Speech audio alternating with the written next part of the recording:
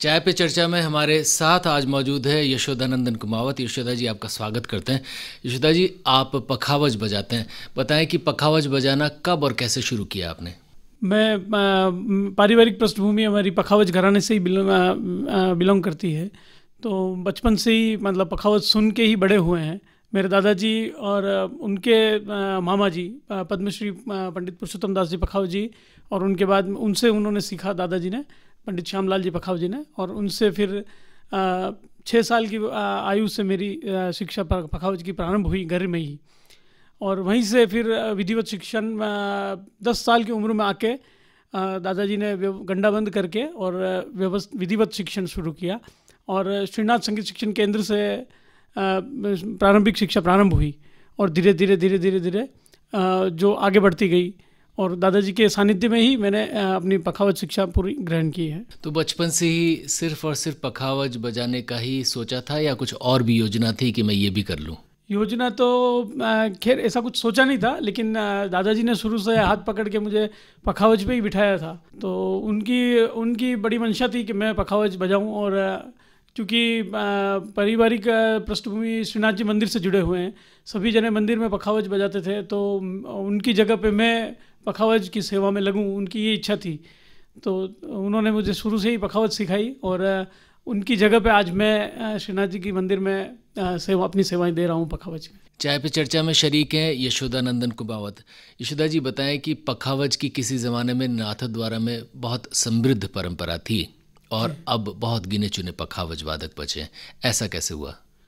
जी, इसमें मैं हमारे दादा गुरु पंडित पद्मश्री पुरुषोत्तम दास जी पखावज जी का एक जो वाक्य उन्होंने कहा था, उसको मैं इसमें जोड़ना चाहूँगा कि पखावज बजाने वाले हम जो यंग पीढ़ी है, यूथ पीढ़ी है, वो इतनी अच्छी तरह से पखावज को प्रेजेंट नहीं कर पा रहे हैं ताकि जिससे कि श्रोता सुनकर मंत्रमुग्ध हो जाए।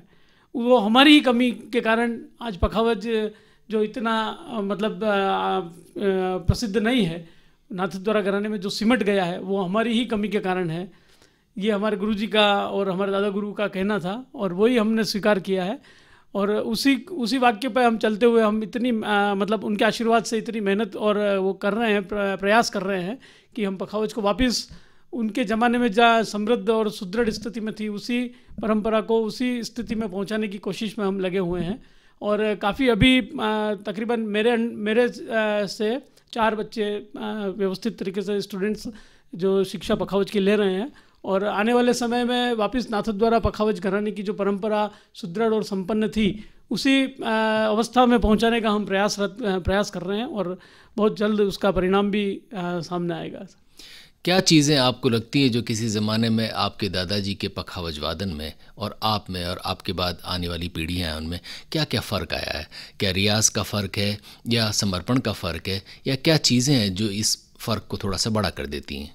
जी बिल्कुल, समर्पण और रियाज का तो बहुत ज़्यादा फ़र्क हो गया है। एक्चुअली जब उस समय उस ज़माने में जो इंटरटेनमेंट के कोई दूसरे साधन कुछ हुआ नहीं करते थे, तो उस वजह से व्यक्ति जो जिस कला में साधना करते थे, तो उसमें बिल्कुल एकाग्रचित्त होकर उसकी साधना करते थे। लेकिन आजकल तो मोबाइल और ये टीवी वगैरह काफ़ी एडवांस टेक्नोलॉजी आ गई है, तो उस वजह से जो एकाग्र चित्त होना चाहिए वो उस तरीके से एकाग्र हो नहीं पाते हैं आजकल जो साधक हैं, सीख रहे हैं वो। लेकिन कोशिश यही कर रहे हैं कि जो उस टाइम पे वो जो उन्होंने चीज़ें बनाई है, जो जिस लेवल पे है, तो उसी को हम अडोप्ट करें और उसी के अनुसार हम मेहनत करके उसको आगे बढ़ा सकें। ये रेडियो लेक सिटी है और चाय पे चर्चा में शरीक हैं पखावज वादक यशोदानंदन कुमावत। यशोदा जी, बताएं कि पखावज वादन जो कीर्तन का एक अभिन्न हिस्सा होता है श्रीनाथ द्वारा में, उसकी परंपरा अब कितनी जीवित है, और क्या अभी भी कीर्तन के साथ पखावज की संगत होती है तो उसकी क्या प्रक्रिया रहती है? जी, ये परंपरा तकरीबन जब से ठाकुर जी श्रीनाथ जी नाथद्वारा पधारे हैं, तकरीबन 350 साल पहले, तब से ये परंपरा अनवरत चली आ रही है। और कीर्तन के साथ में पखावज वादन शुरू से ही, क्योंकि हवेली संगीत ध्रुपद की एक शाखा है, और ध्रुपद में जिस तरह से पखावज वादन ही होता है, उसी तरह से हवेली संगीत के साथ भी पखावज वादन ही होता है। और आज भी वर्तमान में भी उसी तरह से उसी परंपरा का निर्वहन किया जा रहा है हवेली संगीत में। हवेली संगीत पुष्टि मार्गीय संप्रदाय में मुख्य स्तंभ 3 स्तंभ हैं, राग, भोग और श्रृंगार। तो सबसे महत्वपूर्ण राग को रखा गया है। तो राग अर्थात हवेली संगीत। हवेली संगीत में सभी भारतीय शास्त्रीय रागों का प्रयोग किया जाता है और उसी में सारी बंदिशें गाई जाती है। उसके साथ में पखावज वादन आज भी उसी तरह से पखावज वादन होता है और लगभग जितनी भी प्रचलित तालें हैं सभी तालों का वादन पखावज वादन कीर्तन के साथ में किया जाता है।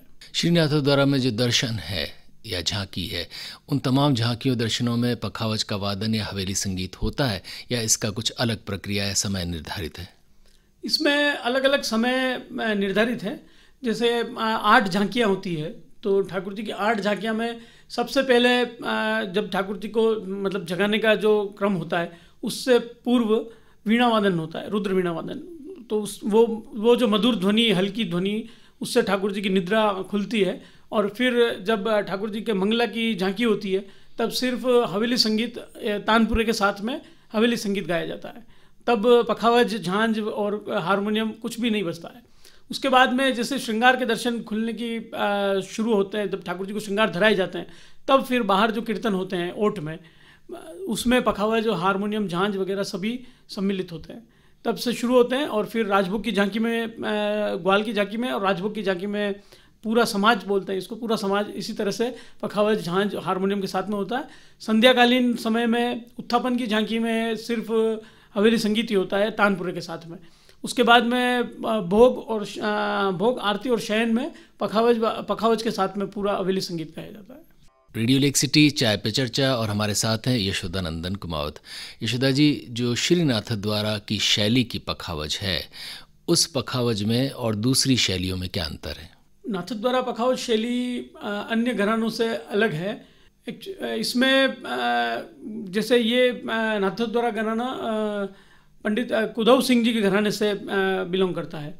तो उसमें बोलों में वजनदार और हाथ की सफाई और हाथ में भारीपन, इस तरह के मतलब बोल बजाए जाते हैं जिसमें हाथ में भारीपन हो और बोलों में सुदृढ़ता, कठोरता हो। जैसे धिट धिट धिट धिट धिट धिट दित्ता दित्त गिटा तिट, इस तरह के वर्ड जो मतलब भारी वर्ड होते हैं। और इसमें खुले बोल बजते हैं बिल्कुल, कट धुम किट तक दिखाने धित्ता धित्ता धित्ता, इस तरह के एकदम खुले तरह के बोल बजते हैं, पूरे हाथ के बोल बजते हैं। यशोदानंदन जी, ये जो चीज़ें आप बता रहे हैं ये थोड़ी सी आप पखावज पर बजाकर हमारे श्रोताओं को सुनाइए।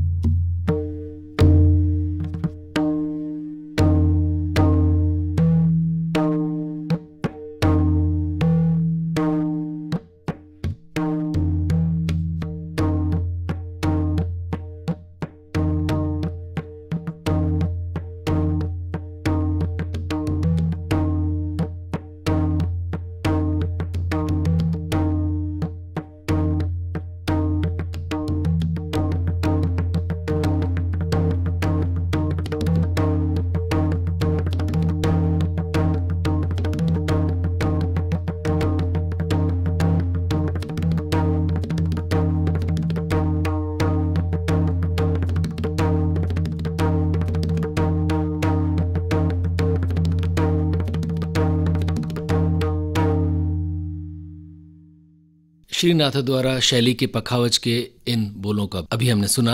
यशोदा जी बताएं कि जो तालें होती है, खास तौर पर 8 मात्राएं, अड्डा ताल या जो भी है, तो हवेली संगीत में कौन सी ताल प्रमुखता से बजती है और कौन कौन सी तालें यहाँ पर प्रयुक्त होती हैं? चूँकि हवेली संगीत ध्रुपद का एक शाखा है तो सर्वप्रथम ध्रुपद और धमार दोनों तालें इसमें प्रमुखता से बजाई जाती है। उसके बाद में हवेली संगीत के पद सभी तालों में नियुक्त किए गए हैं। तो जैसे चरचरी ताल, आदि ताल, रूपक ताल, तो सभी तरह के तालों में जप ताल, सभी तरह की सूल ताल, सभी तालों में इसकी जो रचनाएं हैं, वो बंदिश हैं, वो रची गई हैं। तो उसके अनुरूप पखावज वादन भी सभी प्रमुख तालों में किया जाता है। सबसे ज़्यादा कौन सी ताल प्रयुक्त होती है? सबसे ज़्यादा धमार ताल प्रयुक्त होती है। थोड़े से उसके बोल आप बताएंगे? धमार ताल का ठेका है क धी ट धा, क ती ट ता, क धी ट धा।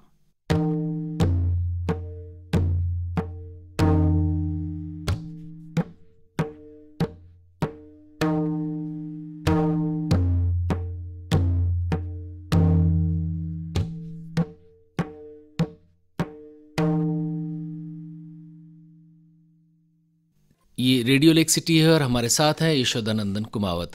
यशोदा जी बताएं कि जब समय बदला है और शास्त्रीय कलाएं, हालांकि चूंकि वो शास्त्रीय होती है इसलिए उनको चाहने वाले प्रशंसक सीमित होते हैं, इन सब के बावजूद आपको क्या लगता है कि शास्त्रीय कलाओं का जो स्थान, ख़ासतौर पर पखावज वादन का जो स्थान हमारे समाज में, हमारे समय में होना चाहिए, वो है या नहीं, और यदि नहीं है तो ये कैसे बन सकता है? नहीं, मैं कहूँगा कि स्थान तो है, क्योंकि प्रभु कृपा से हमको सब जगह जाना पड़ता है प्रोग्राम करने के लिए। तो जहाँ जाते हैं वहाँ मतलब अगर जिसको पता चलता है कि पखावज वादन है, पखावज वादक आए हैं, तो एक जो सम्मान और जो रिस्पेक्ट हमको मिलता है वहाँ पे, मेरे को मिलता है। उस वक्त मेरे को लगता है कि मैंने जो शास्त्रीय विद्या जो साधना मैंने की है वो किसी भी तरीके से कम नहीं है, किसी भी लेवल पर। चूँकि काफ़ी संगीत की विधाएं काफ़ी है, भारत में काफ़ी विधाएं प्रचलित है, लेकिन जो शास्त्रीय वादक हैं, शास्त्रीय गायक हैं, उनका जो स्थान जो एक उच्च कोटि का जो बना हुआ है वो उसको उनको वो सम्मान मिलता ही मिलता है, चाहे उसके प्रशंसक ज़्यादा हों या नहीं हों। लेकिन वो जब कलाकारों की मंडली में जाकर बैठते हैं तो एक शास्त्रीय गायक, शास्त्रीय वादक जिस स्थान का अपेक्षित होता है उसको वो सम्मान मिलता ही मिलता है। यशोदा जी, थोड़ा सा जिक्र, चूँकि जब श्रीनाथ द्वारा का जिक्र हो, हवेली संगीत का जिक्र हो और पखावज का जिक्र हो, तो पंडित पुरुषोत्तम दास जी पखावज जी का जिक्र न हो, ये संभव नहीं।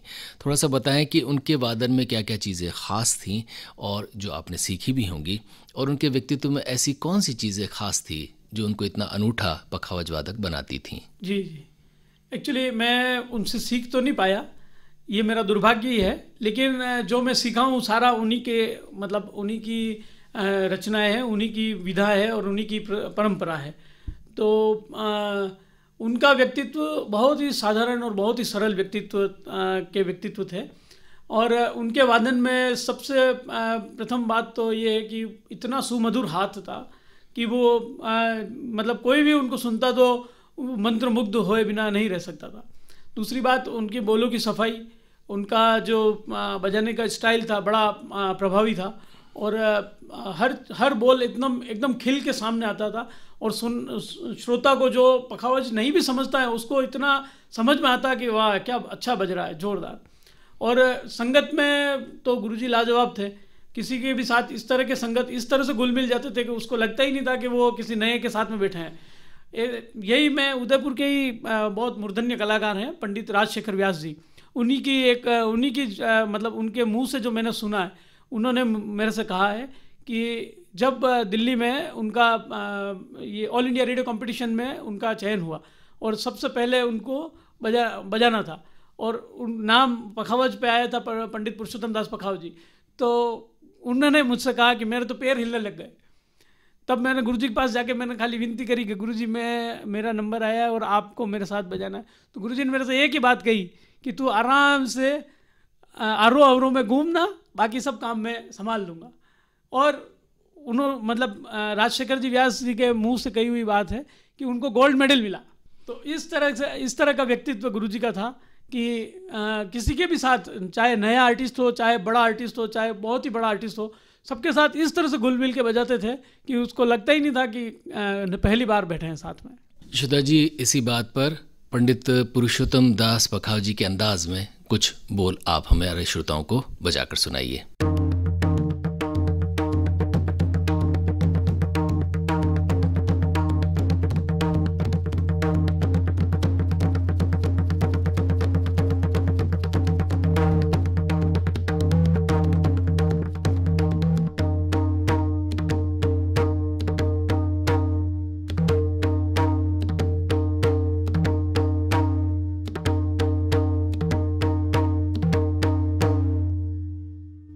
यशोदानंदन कुमावत जी हमारे साथ हैं।